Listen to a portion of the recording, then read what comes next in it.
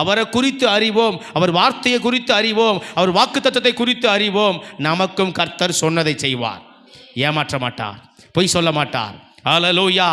அவர் சொன்னதை சொன்னபடியே செய்து முடிப்பார். அவன் அறிந்தான். விசேஷம் என்ன?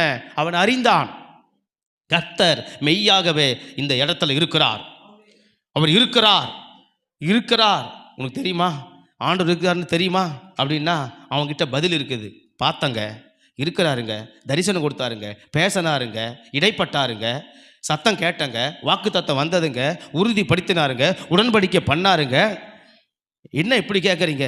ஆண்டவர் சொன்னாருங்க, நான் கேட்டேங்க, அவரை பார்த்தங்க, அவரை கண்டேங்க, மெய்யாக அவர் இந்த ஸ்தலத்தில் இருக்கிறாருங்க. இது வரைக்கும் அறியலைங்க, இதுக்கு முன்னாடி அறியலைங்க, இப்போ அறிந்து கொண்டேங்க, இப்போ தெரிந்து கொண்டேன், அவர் எனக்கு சொன்னதை செய்வாருங்க. இதுதான் யாக்கோபுடைய பதில். ஆமென். அவன் அறிந்தான், கர்த்தர் அவனுக்கு சொன்னதை செய்தார்.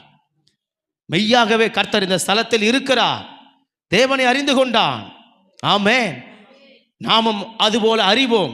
கர்த்தர் நம்முடைய வாழ்க்கையிலேயும் அவர் செய்ய வேண்டியதை செய்வார், சொன்னதை செய்வார். ஆமென்.